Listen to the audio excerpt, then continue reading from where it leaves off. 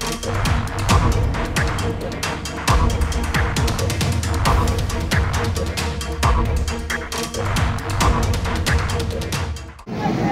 মাটিখিনি মোৰ ভণ্টি গিৰিয়াকৰ নামত আব্দুল আহাদ আৰু এলিজা খাতুন, ফিৰোজা খাতুন, তাৰপিছত মৰিয়ম বিবি আৰু চকিনা খাতুন, তেহঁতৰ নামত 5 জনৰ নামত এইটো মণ্ডলে আপোনাৰ নামজাৰি কৰি দিছে।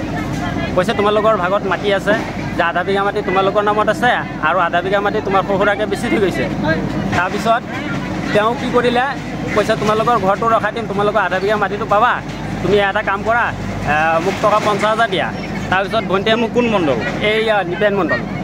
তাৰপিছত আমাৰ ভণ্টিয়ে ক'লে দাদা আপুনি যে গৰুহাল দিছিলে, গৰুহাল বেছি পেলাওঁ। তেতিয়া 52,000 টকা বেছি 40,000 টকা তাৰপৰা মণ্ডলক দিলে আৰু 10,000 টকা থাকিল মোৰ তাৰপৰা আৰু 40,000 টকা আনি পেলাই মঞ্জুৰ আলী গাঁওবুঢ়াক দিলে।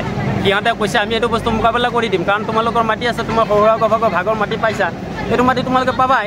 তেওঁ মাটি দেখুৱাইছে, মাটি 2টা দাগত চমেদ আলীয়ে আহেদ আলী 2টা দাগৰ পৰা মাটি 1 বিঘা বেচা দেখাইছে আৰু সি পটা বনাইছে অনলি এজনৰ নামত, চমেদ আলীৰ নামত। কিন্তু তেতিয়াও আমাৰ গাঁওবুঢ়া মণ্ডলে কৈছে এইটো বস্তু শুধৰণি কৰা যাব, এইটো বস্তু এটা কাম কৰা, গোটেই জাজমেণ্টটো দিছে, কিন্তু তেওঁলোকৰ মাটিৰ নামত আছে।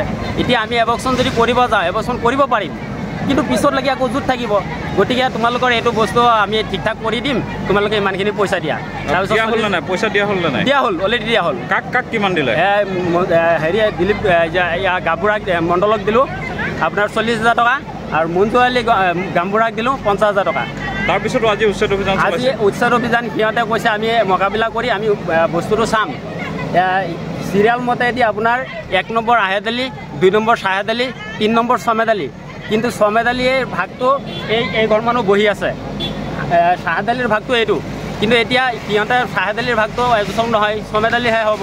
এতিয়া চমেদ আলীটো কৰিব লাগে, সিহঁতে চমেদ আলী নকৰি পেলাই হেৰিটো কৰিলে, আপোনাৰ চমেদ আলী শ্বাহেদ আলীটো কৰিলে। কিন্তু মাটিটো প্ৰকৃত হিচাপে ভাই ককা হিচাপে 3 নম্বৰ দাগত 3 নম্বৰত যায়। এতিয়া কোৰ্টে কৈ আছে, কৈছে 3 নম্বৰ নহয়, তোমালোকৰ য'ত আছে তাতে হ'ব। আচ্ছা মানিছোঁ তাতে হওক, কিন্তু প্ৰকৃত হিচাপে তাৰ বাপকৰ ভাগৰ যিখিনি মাটি, সিহঁতে ভাই ভনী 4টা, মায়া গাড়ী 5জন মানুহৰ নামত 10 লোচাকৈ আধা বিঘা মাটি নামত উঠি আছে। আমি এইটো গাঁওবুঢ়াকো কৈছোঁ, মণ্ডলকো কৈছোঁ, ADC হেৰি আপোনাৰ এই নাজিৰ ছাৰকো কৈছোঁ, ছাৰ এইটো এনেকৈ তেনেকৈ আছে। নাজিৰ ছাৰে কৈছে এইটো বস্তু তোমালোকে কোৰ্টত ৰখাই দিয়া, কিন্তু ইহঁতৰ পইচা পাতি হাতত নাই, যি আছিল এইকেইটা 2জনক ভগাই দিলে। এতিয়া আমাৰ হেৰিয়ে কৈছে, উকিল বাইদেৱে কৈছে তোমালোকৰ এইটো বস্তু এবকশ্যন ফটকৈ কৰিব নোৱাৰিব, কাৰণ যিহেতু এইটো মাটি তোমালোকৰো নাম আছে, সিহঁতৰ নাম আছে। আধা বিঘা মাটিহে বেচা দেখাইছে, আধা বিঘা মাটিটো নামত আছে। গতিকে সেই আধা বিঘাটো মণ্ডলে উলিয়াই থৈ পেলাই বাকীখিনি এবকশ্যন কৰিব লাগিব।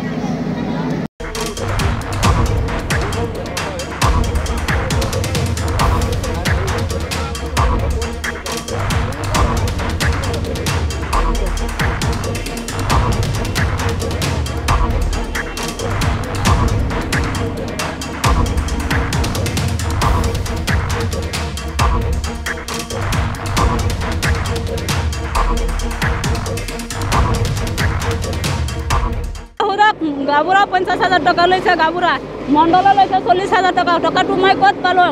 মোৰ ভনীজনী এহাল ধমৰা গৰু দিছে, ধমৰা গৰু তাতো বেছি পেলাই মই 40,000 টকা দিছোঁ গাঁওবুঢ়াক, আৰু 50,000 টকা দিছোঁ গাঁওবুঢ়াক, 50 দিছোঁ, মণ্ডলক 40,000 দিছোঁ। কৈছে তোমালোকেতো আধা বিঘা মাটি পাবা, চৰকাৰী ঘৰ চৰ পাইছা, অমৃত বিখন আন্দোলনৰ গছ গছনি পাইছা, তোমাৰ বস্তুকেইটা ৰখাই দিম, আমি তাহাঁতক আধা বিঘা মাটি চমজাই আহিম। আৰু আমাৰ কেছটো কোন উকিলে নষ্ট কৰিছে? আমাৰ লোহাৰপুৰত আপুনি দিলীপ চাপ চৌধুৰীয়ে আমাৰ কেছটো বেয়া কৰিছে, আৰু মুকুল গোছাৰ উকিল বেয়া কৰিছে। বিপিল মণ্ডলক, বিপিল বুলি কয় নেকি, লিপেন মণ্ডল 40,000 টকা দিছোঁ, গাঁওবুঢ়াক 50,000 টকা দিছোঁ। ঘৰ ৰখাবৰ কাৰণে দিছোঁ, যে মোৰতো মানুহ নাই, মোৰ হাজবেণ্ড অকলে, মোৰ ঘৰটো ৰখাই দিব। তেওঁলোকে মই ডকুমেণ্ট দেখাইছোন, ডকুমেণ্ট দেখাই পৰা কৈছোঁ। পইচাটো তাহাঁতে বিচাৰিছে, মোকতো টেকা দিব লাগিব, কোৰ্টে যদি ৰায় দিছে তাহাঁতক, তেতিয়াতো আমাক কিবা দিব লাগিব খৰচ পাতি, আমি তোমাৰ বস্তুটো ৰখাই দিম, কোৰ্টত পঠাই দিম, যে 2জনৰ পৰা 1 বিঘা মাটি অকলে নহয়, এইটো ভুল ছাৰ, এনেকুৱা কৈ পেলাই ল'লে।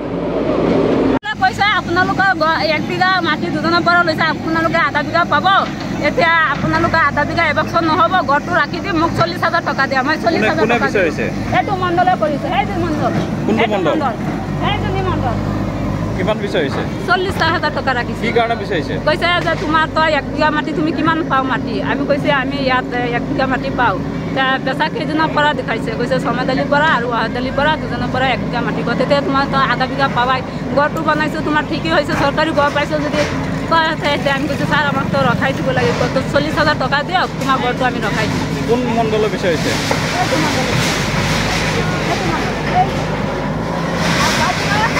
গাঁওবুঢ়া 50,000 লৈছে পিছত কিমান দিছে পিছত কিমান দিলে মণ্ডলক মণ্ডলক 40,000 দিছে গাঁওবুঢ়া 50,000 দিছে মণ্ডলক কিমান দিছে 40,000 কোন এই মণ্ডলক দিছে এই মণ্ডল আপোনাৰ পৰা আপুনি দিছে আমি দিছোঁ মোৰ কাকৈয়াৰ পৰা দিছে আমি এহাল গৰু বিক্ৰী কৰিছোঁ 50,000 টকা মণ্ডলৰ ল'লে 40,000 টকা আৰু গাঁওবুঢ়া লৈছে 50,000 টকা মোৰ ককায়েকৰ পৰা 50,000 ধাৰা নিছোঁ আৰু তাত পৰা 10,000 লৈছে 40,000 মাটিখিনি কাৰ নামত আছে আমাৰ নামত আছে নাম কি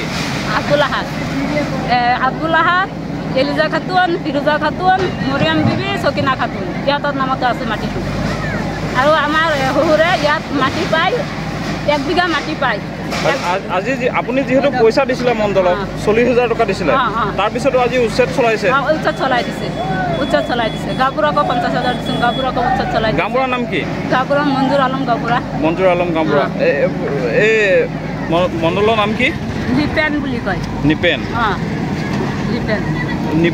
নিপেন মণ্ডলে আপোনাৰ পৰা কিমান লৈছে 40,000 কি কাৰণে লৈছিলে কৈছে তুমিতো আধা বিঘা মাটি পাবা চৰকাৰী ঘৰ চৰ যদি বনাইছা তোমাৰ ঘৰটো আমি ৰখাই দিম তেতিয়াতো আৰু কেছ নাই তাহাঁতক আধা বিঘা মাটি আপুনি 40,000 টকা কেনেকৈ দিলে আমি এহাল গৰু ৰাখিছিলোঁ মোৰ ভনীজনী এহাল গৰু কিনি দিছিলে ৰাইজকে সোধক এহাল গৰু কিনি দিছিলে দমৰা গৰু এই গৰুকেইটা আমি 50,000 টকা বেচিছোঁ 40,000 টকা গাঁওবুঢ়াকো মণ্ডলক দিছোঁ আৰু 50,000 টকা 10,000 টকা ইয়াৰ পৰা ৰোল আৰু 40,000 টকা মোৰ কাকাৰ পৰা কৈছোঁ এই যে মোৰ কাকা সেই 50,000 টকা দিলোঁ মোৰ ঘৰটো ৰখাবৰ কাৰণে গাঁওবুঢ়াই লৈছে গাঁওবুঢ়া লৈছে নাম কি গাঁওবুঢ়া মঞ্জুৰ আলম গাঁওবুঢ়া আৰু মণ্ডলৰ নাম কি মণ্ডলৰ নিপেন চৌধুৰী মানে না কি কয় এই ভালকৈ নাজানো